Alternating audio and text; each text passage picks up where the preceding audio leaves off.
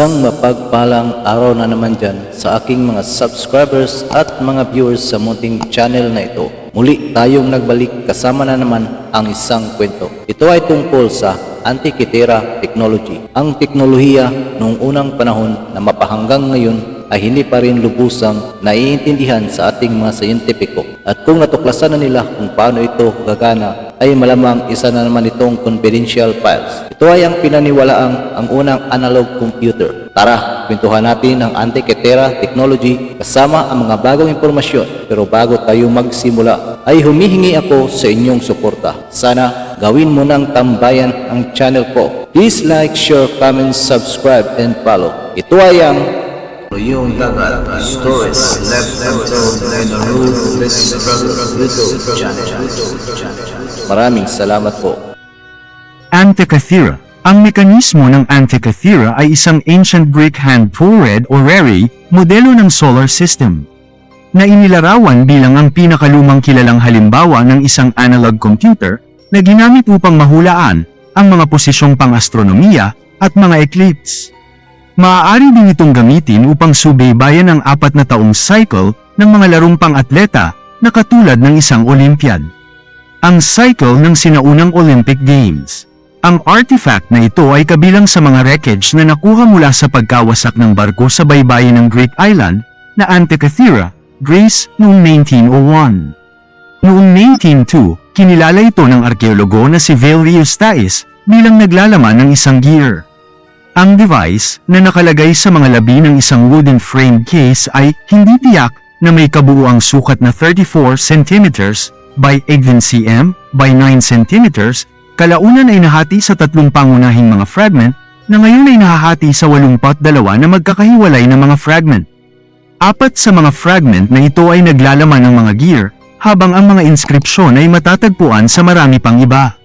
Ang pinakamalaking gear ay humigit kumulang 13 cm, ang lapad at orihinal na may 223 na mga ngipin. Ang lahat ng mga fragment na ito ng mekanismo ay itinatago sa National Archaeological Museum, Athens, kasama ang mga replika upang ipakita kung paano ito maaaring gumana.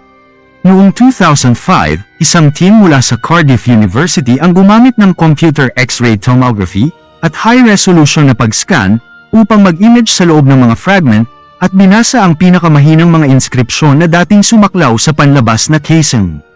Iminumungkahi nito na mayroon itong 37 meshang bronze gears na nagbibigay daan dito upang sundan ang mga paggalaw ng buwan at araw sa zodiac upang mahulaan ang mga eclipse at emodelo ang hindi regular na orbit ng buwan. Ang paggalaw na ito ay pinag-aralan noong 2nd siglo BC ng astronomer na si Hipparchus ng Rhodes. May haka-haka na may nawawalang bahagi ng mekanismo at kinakalkula nito ang mga posisyon ng 5 klasikal na planeta. Ang mga inskripsyon ay higit pang na-decipher noong 2016 na nagpapakita ng mga numerong konektado sa mga synodic cycle ng Venus at Saturn. Ang instrumento ay pinaniniwalaang idinisenyo at itinayo ng mga Hellenistic na siyentipiko noong mga 87 BC sa pagitan ng 150 at 100 BC o 205 BC. Discovery.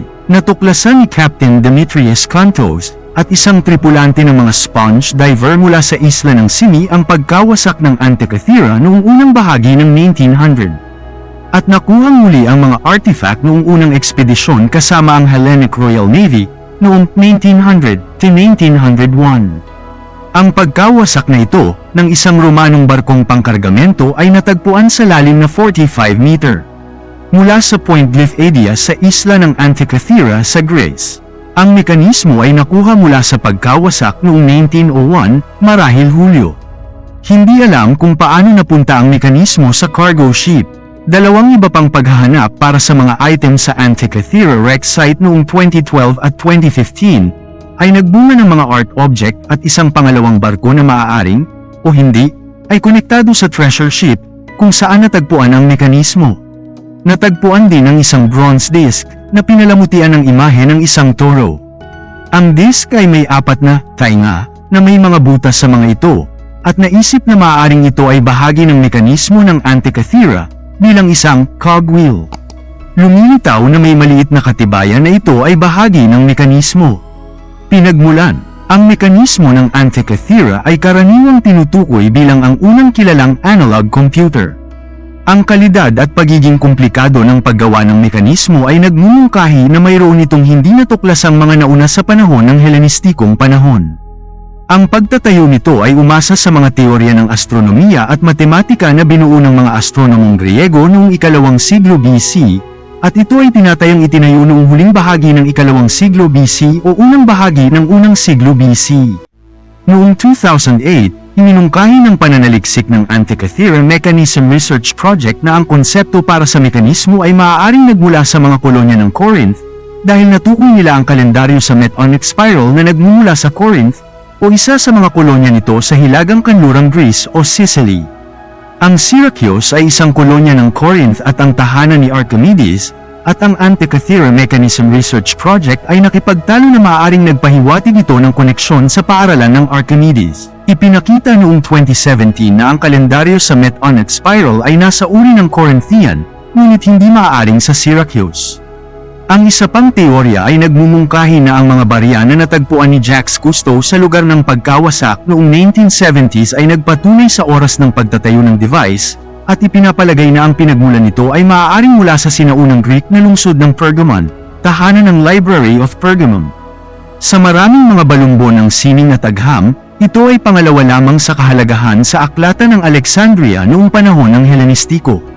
Ang barko na nagdadala ng aparato ay naglalaman ng mga istilong Rhodian na humahantong sa isang hypothesis na ito ay itinayo sa isang akademya na itinatag ng Stoic philosopher na si Posidonius sa isla ng Greece. Ang Rhodes ay isang abalang daungan ng kalakalan at sentro ng astronomiya at mechanical engineering, tahanan ng astronomer na si Hipparchus na aktibo noong mga 141-20 BC. Ang mekanismo ay gumagamit ng teorya ni Hipparchus para sa paggalaw ng buwan, na nagmumungkahi na maaaring siya ay nagdisenyo o hindi bababa sa nagtrabaho dito. Pinagtatalunan ng mga kaganapang pang-astronomiya sa mekanismong gumagana para sa mga latitude. Dahil sa isang pag-aaral ni Iverson noong 2017, ang prototype para sa device ay mula sa Rhodes, ngunit ang partikular na modelong ito ay binago para sa isang kliyente mula sa Epirus sa hilagang kanluran ng Greece. Naniniwala si Iverson na malamang na itinayo ito ng mas maaga kaysa sa isang henerasyon bago ang pagkawasak ng barko, isang petsa na sinusuportahan ay noong 2017. Ang mga karagdagang pagsisid ay isinagawa noong 2014 at 2015 sa pag-asang matuklasan ang higit pa sa mekanismo. Nagsimula ang 5 taong programa ng mga pagsisiyasat noong 2014 at natapos noong Oktubre 2019 na may bagong 5 taong sesyon na nagsisimula sa Mayo. Noong 2022, iminungkahi ng mga mananaliksik ang unang petsa ng pagkakalibrate ng mekanismo, hindi petsa ng pagtatayo, ay maaaring December 23, 178 BC. Iminungkahi ng ibang mga eksperto ang 204 BC bilang isang mas malamang na petsa ng pagkakalibrate. Ang mga makina na may katulad na komplikado ay hindi na muling lumitaw hanggang sa ika-14 na siglo, na ang mga unang halimbawa ay mga astronomical na orasan ni Richard ng Wallingford at Giovanni de Dundee. Disenyo: ang orihinal na mekanismo ay tila lumabas sa Mediterranean bilang isang solong naka-encrusted na piraso. Di nagtagal, nahati ito sa 3 malalaking piraso. Ang iba pang maliliit na piraso ay naputol sa pansamantalang paglilinis at paghawak, at ang iba ay natagpuan sa sahig ng dagat ng ekspedisyon ng Cousteau. Maaaring nasa imbakan pa rin ang iba pang mga fragment na hindi natuklasan mula noong unang pagbawi. Ang fragment ay natuklasan sa ganoong paraan noong 2005. Sa 82 kilalang mga fragment, 7 ang mekanikal na makabuluhan at naglalaman ng karamihan ng mekanismo at mga inskripsyon. Ang isa pang 16 na mas maliliit na bahagi ay naglalaman ng fractional at hindi kumpletong mga inskripsyon. Operasyon: sa harap na mukha ng mekanismo, mayroong nakapirming ring dial na kumakatawan sa ecliptic, ang 12 zodiacal sign na minarkahan ng pantay na 30 degree. Tumugma ito sa kaugalian ng Babylonian na italaga ang isang ika-12 ng ecliptic sa bawat zodiac sign ng pantay-pantay kahit na ang mga hangganan ng konstelasyon ay pabago-bago. Sa labas ng dial na yun ay isa pang singsing na maaaring paikutin na minarkahan ng mga buwan at araw ng Sothic Egyptian calendar, 12 buwan ng 30 araw at 5 intercalary na araw. Ang mga buwan ay minarkahan ng mga pangalang Egyptian para sa mga buwang na transcribe sa alpabetong Griego. Mga mukha sa harapan. Ang front dial ay may dalawang concentric circular scales. Ang panloob na sukat ay nagmamarka ng mga Griegong palatandaan ng zodiac na may dibisyon sa mga degree. Ang panlabas na sukat, na isang movable ring na kapantay ng ibabaw at tumatakbo sa isang channel, ay minarkahan ng kung ano ang tila mga araw at may isang serye ng mga katumbas na butas sa ilalim ng ring sa channel. Mukha sa likuran, back panel na binuo ng computer. Noong 2008, ang mga siyentipiko ay nagulat ng mga bagong natuklasan sa kalikasan na nagpapakita ng mekanismo na hindi lamang sinusubaybayan ang Metonic calendar at hinula ang mga solar eclipses, ngunit kinakalkula din ang timing ng Panhellenic Athletic Games, tulad ng sinaunang Olympic Games. Ang mga inskripsyon sa instrumento ay malapit na tumutugma sa mga pangalan ng mga buwan na ginagamit sa mga kalendaryo mula sa Epirus, sa Hilagang Kanlurang Greece, at sa isla ng Corfu, na noong unang panahon ay kilala bilang Corcyra. Mga pintuan. Ang mekanismo ay may kahoy na pangbalot na may harap at likod na pinto, na parehong naglalaman ng mga inskripsyon. Lumilitaw na ang pinto sa likod ay ang manual ng pagtuturo.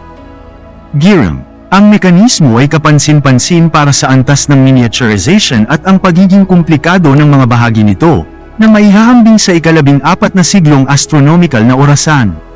Mayroon itong hindi bababa sa 30 gears, bagaman ang eksperto sa mekanismo na si Michael Wright ay nagmungkahi na ang mga Griego sa panahong ito ay may kakayahang magpatupad ng isang sistema na may mas maraming mga gears. Mayroong debate kung ang mekanismo ay may mga tagapagpahiwatig para sa lahat ng 5 planeta na kilala ng mga sinaunang Griego.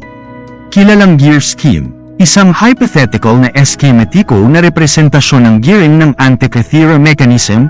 Noong 2012 na naipublish na interpretasyon sa umiiral na gearing, idinagdag ang gearing upang makumpleto ang mga kilalang function, at iminungkahing gearing upang magawa ang mga karagdagang function, katulad ng totoong sun pointer at pointer para sa 5 kilalang planeta, bilang iminungkahi ni Frith at Jones. Malamang na mayroong mga planetary dial, dahil ang mga komplikadong galaw at periodicities ng lahat ng mga planeta ay binanggit sa manual ng mekanismo. Ang eksaktong posisyon at mekanismo para sa mga gears ng mga planeta ay hindi alam.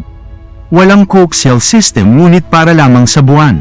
Katumpakan. Ang mga pagsisiyasat ni Frith at Jones ay nagpapakita na ang mekanismo ay hindi tumpak. Ang Mars pointer ay hanggang 38 degree mali sa ilang pagkakataon. Ang mga kamalian na ito ay nangyayari sa mga nodal point ng pag-retrograde ng Mars, at ang error ay umuurong sa ibang mga lokasyon sa orbit. Ito ay hindi dahil sa mga kamalian sa mga ratios ng gearing sa mekanismo, ngunit mga kakulangan sa teorya ng Greek ng mga paggalaw ng planeta. Ang katumpakan ay hindi maaaring mapabuti hanggang 160 AD, nang inilathala ni Ptolemy ang kanyang Almagest, lalo na sa pamamagitan ng pagdaragdag ng konsepto ng equant sa kanyang teorya, pagkatapos ay sa paglaon ng pagpapakilala ng mga batas ng planetary motion ni Kepler noong 1609 at 1619.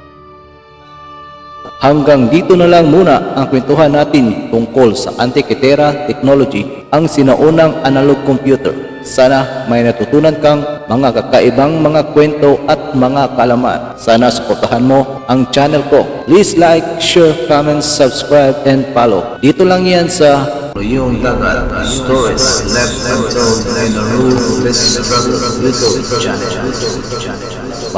maraming salamat po.